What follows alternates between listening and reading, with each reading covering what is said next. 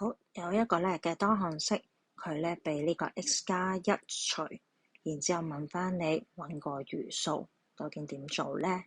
嗱，呢一個句式咧，你要好快認得到嘅。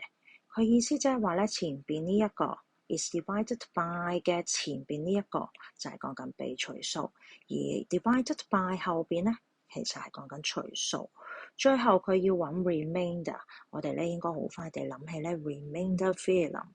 咁至於呢個 remainder theorem 嘅原理咧，詳細嘅講解你可以睇下第14題或者第15題嘅講解嘅。咁我哋睇下呢個操作先啊，就係先睇住呢一個 divisor， 即係個除數，逼個除數等於0，然之後問下 a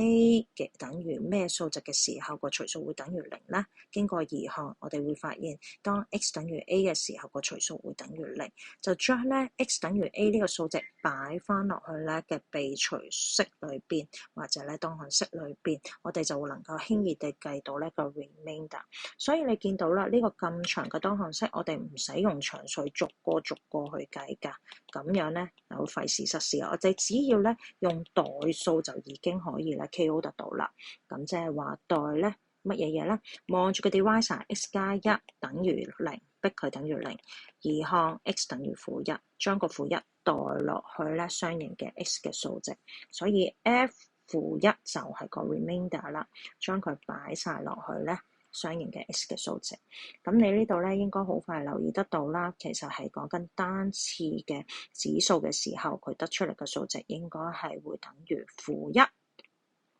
OK， 因為單次方嘅情況啊嘛，譬如負得正，正負得負，講緊咧就係負數嘅3次方。OK， 咁如果係2次方嘅話咧，你見到負得正就係變咗正數噶啦。咁所以相似指數咧係應該會變成正1嘅。咁如是者咧，你將所有咧一 pair pair 咁計落去啦，你見到係應該剩翻-1，所以最後嘅答案咧係-1。咁頭先講話咩叫一 pair pair 咧？咁其實咧